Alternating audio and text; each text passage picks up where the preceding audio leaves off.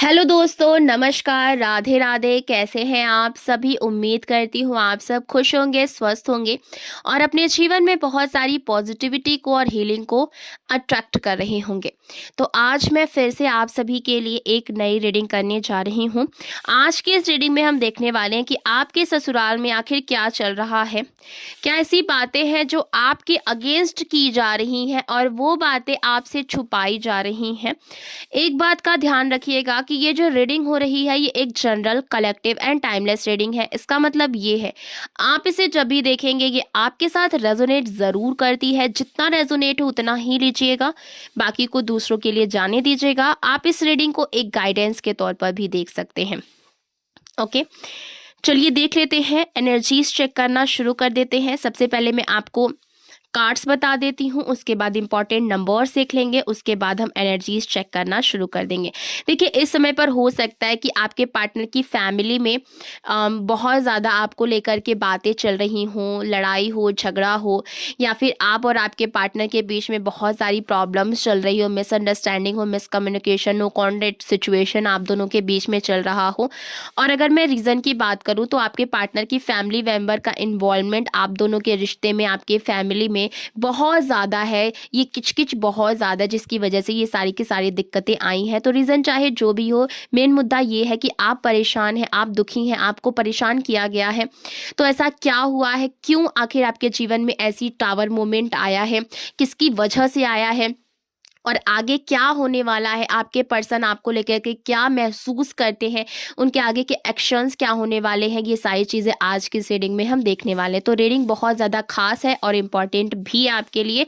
तो रीडिंग को पूरा देखिएगा, बीच में छोड़ करके बिल्कुल भी मत जाइएगा। ओके, कार्ड्स कुछ इस तरीके से आ रहे हैं। 3 of cups, 6 of wands, wheel of Fortune, the moon का कार्ड आया है। ओके, द चैरियट का कार्ड आया है, 10 of cups, king of pentacles. Okay, ये कार्ड से निकल करके आ रहे हैं। वीडियो पसंद आए तो वीडियो को लाइक कर दीजिएगा, चैनल को सब्सक्राइब करके बेल आइकन जरूर दबाइएगा, जिससे इसी तरह की वीडियो आपको सबसे पहले मिलती रहे। अगर मैं नंबर्स की बात करूं तो नंबर 1 की एनर्जी, नंबर 3 की एनर्जी, नंबर 7 की एनर्जी, नंबर 11 की एनर्जी, नंबर 9 की एनर्जी, ये इंपॉर्टेंट नंबर्स निकल करके आ रहे हैं। आप अपने और आपके पार्टनर के date of birth, month, time, year से मैच करके देख लीजिएगा। ओके, चलिए अब एनर्जीज चेक करना शुरू कर देते हैं। देखिए, यहाँ पर आपके ससुराल वालों की पहली बात तो ये मुझे दिख रही है कि इन लोगों को ऐसा लगता है ना कि आप अपना जो हक है, ठीक है। देखिए क्या हुआ है, सबसे पहले मैं आपको बता दूं कि इन लोगों को आपका खुशियां चाहिए, आपका आपका पैसा चाहिए, आपका धन चाहिए, आपका हक चाहिए, ठीक है। आपकी खुशियां इनको बर्दाश्त नहीं होती हैं और इसीलिए कहीं ना कहीं आपकी खुशियों को बर्बाद करने के लिए इन्होंने कई सारी साजिशें की हैं, जो कि कहीं ना कहीं आप जानते भी होंगे। क्योंकि कोई भी साजिश अगर घर में ही हो रही है तो ज्यादा दिनों तक छुप तो सकती नहीं है। तो इनको क्या ऐसा लगता है कि आप अपना जो हक है, पैसा है, प्रॉपर्टी है, जो भी चीजें हैं, या फिर कोई रिश्ता ही, यानी कि आपके पार्टनर से कोई भी रिश्ता जो कि आपका हक है, इस जगह से मांग सकते हैं, ठीक है। इनको ऐसा लगता है कि आप अपना हक मांग सकते हैं। पहली बात, आप अपना बच्चों का हक आप इससे, इस जगह से मांग सकते हैं। वही मैंने जैसे कि बोला, पैसा, प्रॉपर्टी। और यहाँ पर आपके ससुराल वालों को ये भी लगता है कि आपके और आपके पर्सन के बीच में जो भी सिचुएशंस हैं, जो भी परेशानियां चल रही हैं, चाहे कोई भी मिसअंडरस्टैंडिंग हो, कुछ भी तू तू मैं हुआ, जो भी हुआ हो, तो ये आपके पर्सन की चीटिंग, धोखा और मक्कारी की वजह से उत्पन्न हुआ है। देखिए, यहाँ पर अगर मैं ससुराल वालों की बात कर रही हूँ तो आप मैरिड हैं, अनमैरिड हैं, आप इस रीडिंग को देख सकते हैं। क्योंकि अगर आपके जो पार्टनर हैं उनके फैमिली वाले आपके ससुराल वाले ही लगेंगे। तो अगर जैसे कि मैंने यहाँ पर बच्चों की बात की, तो बच्चों की अगर मैं आपके जैसे कि आपके शादी नहीं हुई है अभी, तो आने वाले समय में जब भी आपकी शादी होगी तो आपके बच्चे हो सकते हैं। ठीक है, तो आप उनका हक मांग सकते हैं या फिर आप ऐसे ही हक मांग सकते हैं। मतलब कुछ ना कुछ इनको इनसिक्योरिटी आपके साथ हमेशा बनी रह रही है।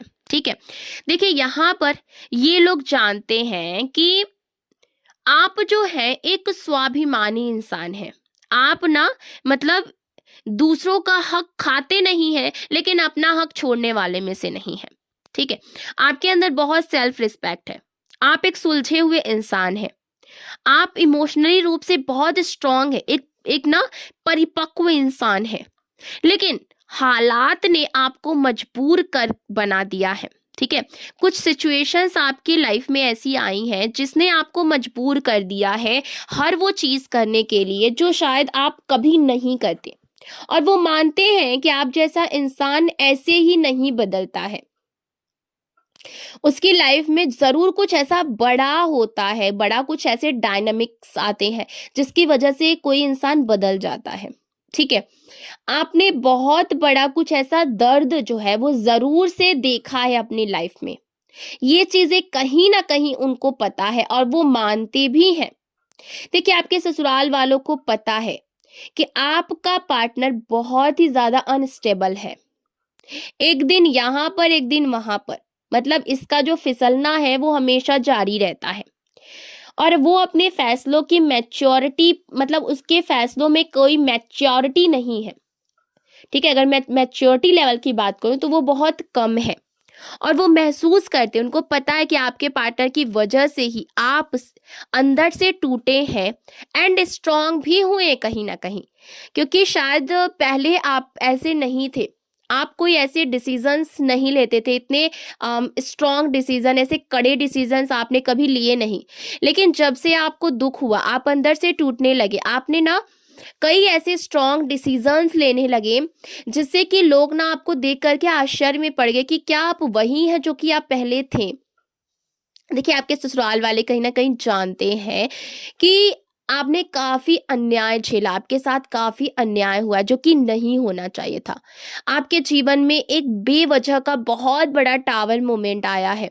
मतलब कि आया था, हो सकता कि पास्ट की ये चीजें हों या फिर चल रही हो, प्रेजेंट में भी हो सकता है। आपने बहुत सारी परेशानियां अपने जीवन में देखी हैं। आप अपनी लाइफ में, ठीक है, आप अब अपनी लाइफ को बैलेंस करने की कोशिश कर रहे हैं क्योंकि आप नहीं चाहते कि आपका फ्यूचर जो है वो इम्बैलेंस हो। आप अपने फ्यूचर को सिक्योर करना चाहते हैं, इसीलिए अपनी लाइफ को बैलेंस में लाना चाहते हैं। और दिल के अंदर से आप कह चुके हैं कि अब मैं यहाँ और नहीं रहना चाहता या फिर नहीं रहना चाहती। ठीक है, मतलब कि आप अपने फ्यूचर को सिक्योर करना चाहते हैं। ठीक है, बहुत ही अच्छे तरीके से आप चाहते हैं कि आपका फ्यूचर एकदम से सिक्योर रहे। वो ये भी देखते हैं कि आपके साथ गलत हुआ है, लेकिन हम अपने बच्चे की गलतियों की सजा क्यों भुगते। ठीक है, ये सोच भी वहां पर है कि यही कारण है कि प्रॉपर्टी, शेयर, लीगल मैटर में जो भी ये तनाव है वो आ रहा है। ठीक है, क्योंकि ये जानते तो सारी चीजें हैं, लेकिन कहीं ना कहीं अपना जो चीज होता है ना, अपना पैसा, प्रॉपर्टी, वो कोई किसी को देना नहीं चाहता है।